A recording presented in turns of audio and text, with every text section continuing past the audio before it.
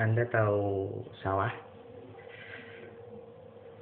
1960-an kita bisa surplus. 1970-an, 1980-an harga beras murah sekali, dan itu membekas sampai sekarang. Kalau kita tanya dengan beberapa orang yang zaman dulu, orang-orang 3 generasi, bagus mana, orde lama, orde baru, atau demokrasi saat ini? Beberapa orang, 90% mengatakan orde lama itu jauh lebih bagus daripada zaman sekarang. Kenapa? Karena sawah. Dahulu sawah masih banyak kita jumpai di hampir di setiap pulau-pulau, di setiap kota-kota masih banyak. Namun bagaimana dengan sekarang?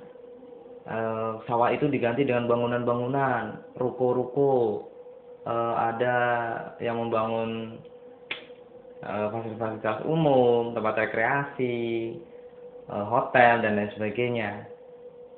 Namun bagaimana kita bisa mencukupi pangan kita kalau hal itu terus bergulir? Bisa jadi semua sawah yang ada di Indonesia menjadi bangunan-bangunan dan kita kelaparan.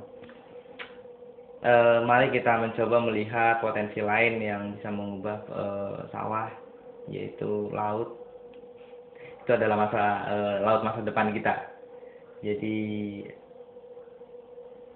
luas wilayah Indonesia yang maritim dengan mayoritas berbanding seimbang antara darat dan dan laut, maka jumlah laut itu mampu menggeser sawah yang selama ini kita kenal sebagai penghasil pangan.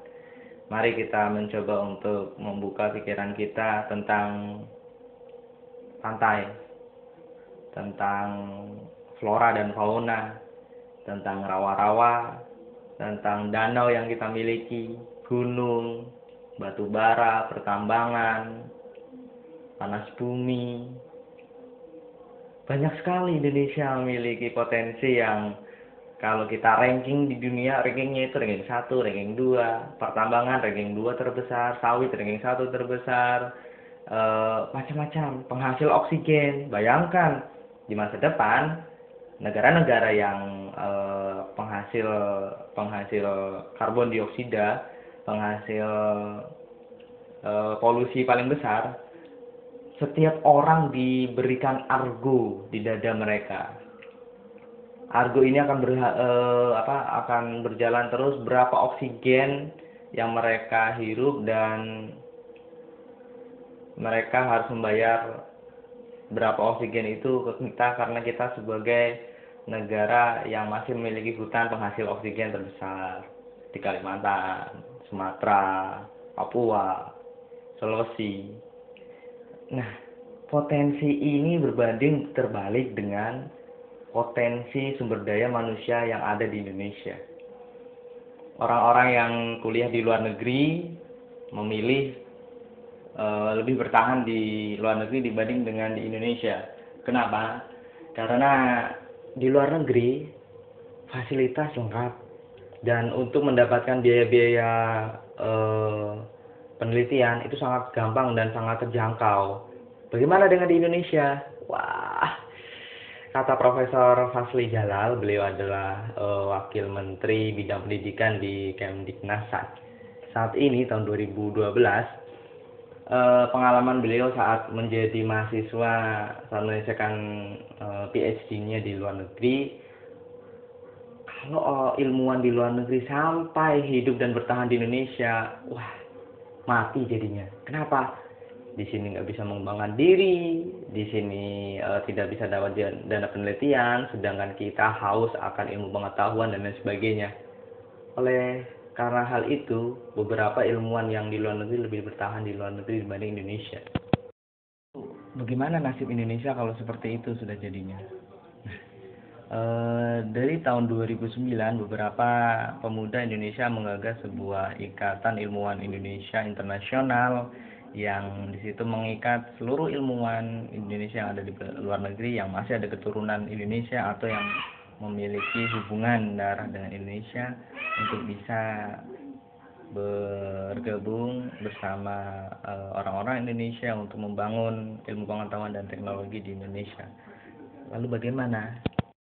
Walaupun setiap tahunnya Ikatan Ilmuwan Indonesia Internasional atau dikenal dengan I4 selalu membantu masyarakat Indonesia untuk bisa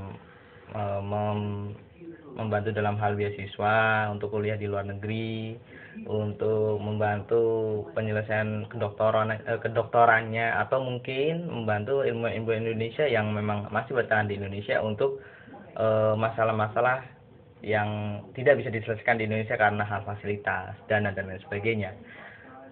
Peluang itu harus kita ambil sebagai orang-orang yang bertahan di dalam Indonesia, bertahan untuk bisa mengembangkan Indonesia dari dalam. Dan saya ingat sebuah kata-kata yang sebenarnya orang hebat itu adalah orang yang bisa menimbulkan manfaat dalam segala keterbatasan. Contoh saja, misal ada film Iron Man ya. Bagaimana Iron Man itu diciptakan di dalam gua. Hebat itu. Nah, itu baru hebat. Tapi kalau coba ya Iron Man diciptakan dari sebuah laboratorium yang sangat canggih. Wajar. Bahkan kalau laboratorium itu nggak menciptakan apa-apa, itu yang nggak wajar. Tapi sekarang Iron Man diciptakan di dalam gua. Wow. Karena sebuah kehebatan itu muncul dari keterbatasan yang memang dimiliki oleh kondisi orang itu, namun tetap fighting, tetap bersemangat, tetap kita mencoba untuk inovasi baru, dan itulah yang Indonesia sekarang butuhkan.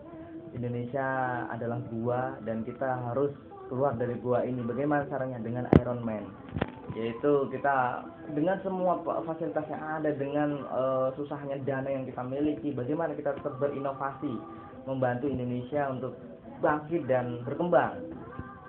Anda mungkin saya yakin mengenal film yang saya sebutkan ini, dan beberapa orang yang ada di luar negeri sana itu menganggap Indonesia masih terpuruk dan susah untuk bangkit. Kenapa?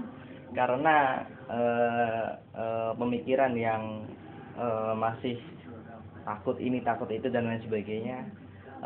Di sebelah saya ini adalah Jakarta yang dianggap beberapa ilmuwan luar merupakan mungkin beberapa berpikir ini adalah sampah yang tidak bisa didaur ulang. Ini adalah jebakan jaring Batman yang ketika kita jatuh di dalam sini kita tidak mungkin bisa bangkit, susah sekali untuk bangkit. Namun cobalah kita berpikir bagaimana kita mengubah ini. Bukankah Anda memiliki cita-cita yang tinggi yang memiliki manfaat bagi seluruh warga Indonesia, dan saya adalah warga Indonesia. Boleh dong kalau saya menikmati turut merasakan manfaat yang Anda berikan, yang Anda ciptakan untuk Indonesia. Dan ini adalah Jakarta yang harus kita bangun untuk masa depan anak cucu kita. Ini adalah Jakarta yang sudah menjadi produk pemerintah dalam pengembangan ilmu pengetahuan dan teknologi. Dan di luar Jakarta sini masih ada Jakarta-Jakarta lain yang menjadi penghambat bagi seluruh penggerak-penggerak inovasi yang ada di daerah. Dan saya salut dengan beliau-beliau yang ada di daerah itu. Dan sebenarnya kalau boleh saya katakan, beliau lebih hebat dari Anda yang ada di luar negeri, dan dengan segi begitu fasilitas Anda menciptakan teknologi. Teman-teman kita yang ada di luar daerah sana dengan minimnya fasilitas, dengan minimnya dana yang ada yang digelontorkan oleh masyarakat, mampu menciptakan inovasi-inovasi yang ada. Suatu saat Anda akan melihat di YouTube, di TV dan lain sebagainya, inovasi-inovasi orang Indonesia yang ada di dalam negeri, dan itu semua terbentuk karena keterbatasan yang kita miliki. Itulah orang hebat. Jadi wahai calon-calon orang hebat atau orang-orang hebat yang ada di luar negeri, pulanglah dan kembangkanlah Indonesia di dalam negeri, karena Indonesia memerlukan kita semua untuk bisa bangkit dan bertahan, survive, fighting, melawan kehidupan yang semakin kesana semakin susah. Terima kasih.